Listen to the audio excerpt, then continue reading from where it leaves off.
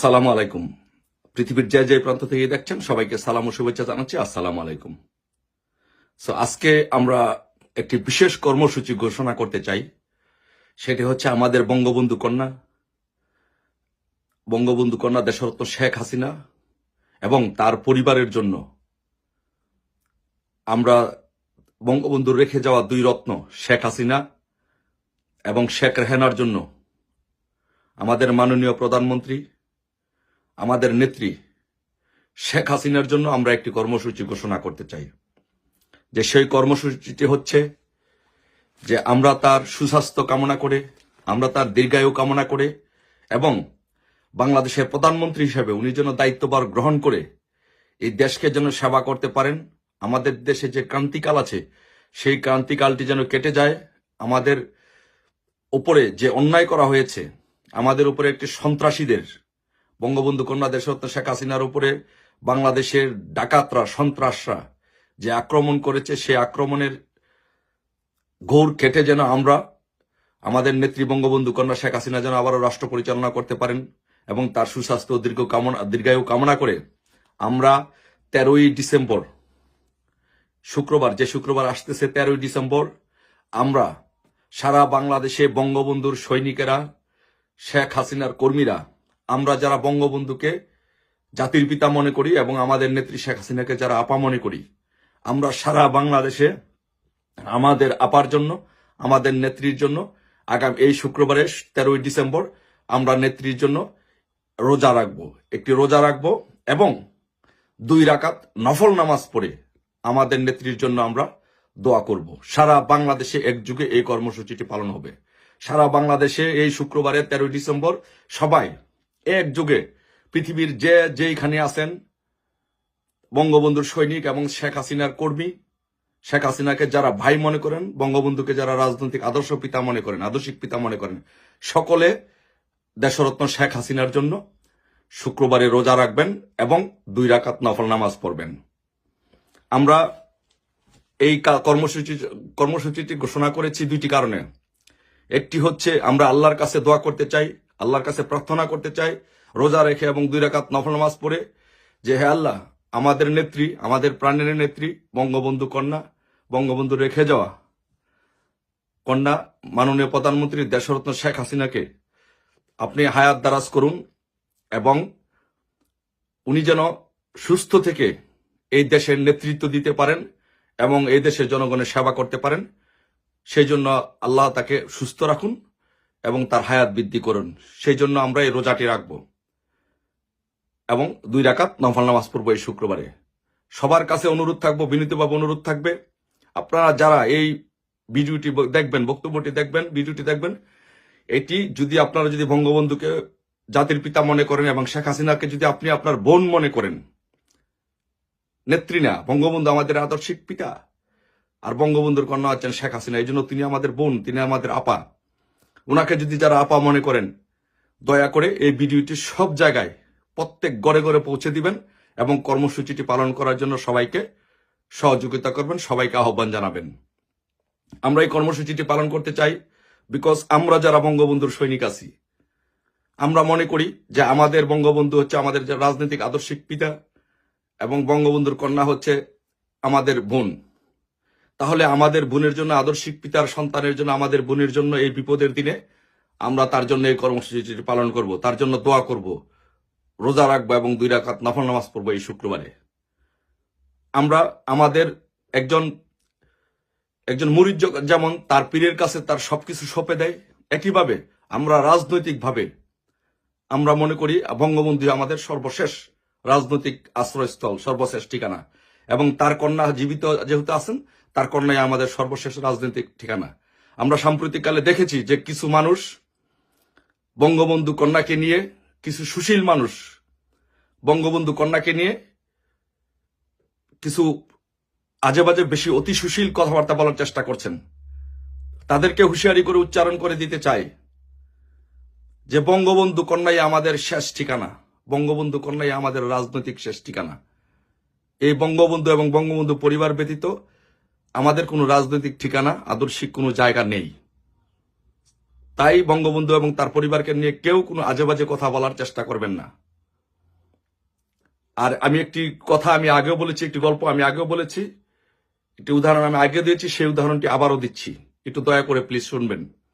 যে বাংলাদেশে একজন প্রখ্যাত বাউল ছিলেন, সেই প্রখ্যাত বাউলের নাম ছিলেন আব্দুর রশিদ সরকার। আব্দুর রশিদ সরকার যেহেতু গান বাজনা করতেন, সেই জন্য পার্শ্ববর্তী একজন তার প্রতিবেশী এই আব্দুর রশিদ সরকারকে কন্যাকে মেরে ফেলার পরে আব্দুর রশিদ সরকার মামলা করে ওই আসামির বিরুদ্ধে।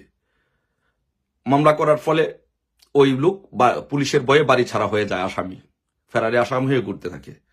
তখন ওই লোক গিয়ে ঢাকায় গিয়ে এক ফকিরের কাছে, পীরের কাছে মুরিদ হয়। যে পীরের কাছে মুরিদ হয়, সেই পীরের কাছে একদিন সে বলতেছে যে, পীর সাহেব, বাবাজি, আমি এমন একটি ভুল করেছি, আমার পরিবারটিও শেষ, আমিও শেষ, আজকে আমি সারা জীবন রাস্তায় রাস্তায় ঘুরতে হবে, আমার জীবনটা শেষ। পীর সাহেব, আমি কি করতে পারি বাবাজি, আমাকে যদি রক্ষা করতেন। তখন বাবাজি বলল যে, বাবা তুমি কি করেছো, কি ভুল করেছো, আমার কাছে বলো।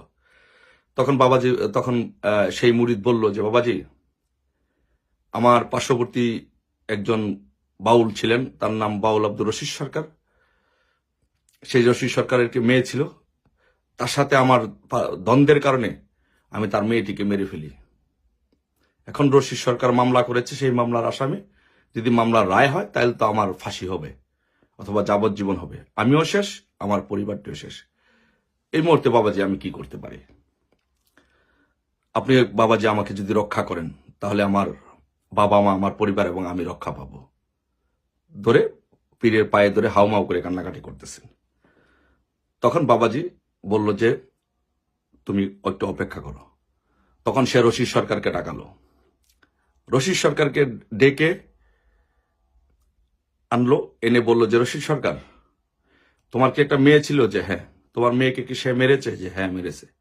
তুমি কি মামলা করেছো? যে হ্যাঁ মামলা করেছি। আচ্ছা রশিদ সরকার বলো, আমি তোমার কি হই? রশিদ সরকার বলল, আপনি আমার মুরিদ, আপনি আমার পীর সাহেব, আপনি আমার বাবাজি, আপনার কাছে আমার জীবন যৌবন সবকিছু সঁপে দিয়েছি। তখন বলল যে, আমি যদি তোমার বাবা হই, তাহলে তুমি আমার সন্তান? হ্যাঁ, জি বাবাজি, আমি আপনার সন্তান। তাহলে পাশে যে লোকটি বসে আছে, সেও আমার মুরিদ, তাহলে সে তোমার কি হয়? বলল যে, আমার পীর ভাই। তো পীর ভাই হইলে তুমি কি চাও যে আমার সন্তান, তোমার পীর ভাই জেলে যাক, কষ্ট করুক, তার পরিবারটা ধ্বংস হয়ে যাক? সে বলছে যে, রশিদ সরকার বলল যে, না বাবাজি, আমি এটি কখনো চাই না। তাহলে রশিদ সরকার, তুমি যদি সেটি না চাও, তাহলে আমি তোমার পীর বাবা হয়ে বললাম, তুমি তোমার মেয়েকে যে খুন করেছে, তুমি তাকে মাফ করে দাও। তখন রশিদ সরকার সাথে সাথে পীর সাহেবের পায়ে ধরে হাউমাউ করে কেঁদে বলল যে, বাবাজি, আপনি বলেছেন আমি আমার মেয়ে হত্যাকারীকে আমি মাফ করে দিলাম, আজকে থেকে আমার মনে কোনো দুঃখ নাই, কষ্ট নাই, আমি আমার পীর ভাইকে জেলে দিতে পারি না, আমি আমার পীর ভাইকে কষ্ট দিতে পারি না। এ কথা বলে তার মেয়ে হত্যাকারীকে সে মাফ করে দিয়েছে। যদি রশিদ সরকার যদি তার পীর ভাইকে, মেয়ে হত্যাকারীকে যদি মাফ করে দিতে পারে, তাহলে আমাদের রাজনৈতিক আদর্শিক পিতা হচ্ছে বঙ্গবন্ধু শেখ মুজিবুর রহমান। তাহলে আমাদের রাজনৈতিক আদর্শের বোনকে, তাহলে আমাদের রাজনৈতিক আদর্শের বোন হচ্ছে বঙ্গবন্ধু কন্যা শেখ হাসিনা। তাহলে আমাদের আদর্শিক রাজনৈতিক বোনের জন্য আমরা ইনশাল্লাহ একটি রোজা রাখবো এই শুক্রবারে, এবং 2 রাকাত নফল নামাজ পড়বো ইনশাল্লাহ। তার জন্য সুস্বাস্থ্যের জন্য দোয়া করব, এবং তার দীর্ঘায়ুর জন্য দোয়া করব, এবং তার উপরে যেন কোনো বিপদ আপদ থাকলে সেটি যেন কেটে যায়, সেই জন্য আমরা সারা বাংলাদেশে দোয়া করব। রশিদ সরকার যদি তার মেয়ের জন্য, তার মেয়ে হত্যাকারীকে যদি মাফ করে দিতে পারে, তার মেয়ে হত্যাকারীর জন্য, পীরের জন্য যদি এত কিছু করতে পারে, ইনশাল্লাহ আমরা আমাদের রাজনৈতিক পিতা, রাজনৈতিক আদর্শ বঙ্গবন্ধু এবং বঙ্গবন্ধু পরিবারের জন্য এবং তার মেয়ের জন্য ইনশাল্লাহ সেটি যে কোনো ত্যাগ, প্রয়োজন বোধে জীবন আমরা উৎসর্গ করে দিতে ইনশাল্লাহ প্রস্তুত আছি।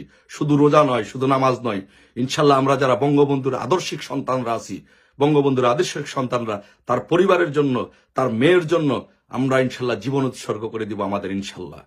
তো তাই আমি বলবো, সবাইকে অনুরোধ করব, পৃথিবীর যে প্রান্তে আছেন, এই শুক্রবার ইনশাল্লাহ রোজা রাখবেন, 2 রাকাত নফল নামাজ পড়বেন, এবং প্রত্যেক ইউনিটকে বলবো, প্রত্যেক দেশে দেশে বিভিন্ন দেশের ইউনিটগুলোকে বলবো, ছাত্রলীগ, যুবলীগ, স্বেচ্ছাসেবক লীগ সহ প্রবাসের যত সংগঠনগুলো আছে সবাইকে আমি বলবো যে, অনুরোধ করবো বিনীতভাবে যে আপনারা রোজা রাখবেন, নামাজ পড়বেন, পাশাপাশি যে ইফতার যে করবেন, সেই ইফতারটি একটি ইফতার পার্টির মাধ্যমে করার চেষ্টা করবেন। ইফতার পার্টি করবেন, ইফতার পার্টি করে সারা বিশ্ববাসীর কাছে একটি মেসেজ দিয়ে দিবেন যে আমরা বঙ্গবন্ধুর আদর্শিক সন্তান, আমরা বঙ্গবন্ধু কন্যা শেখ হাসিনার জন্য শুধু রোজা নয়, নামাজ নয়, আমরা জীবন দিতে প্রস্তুত আছি।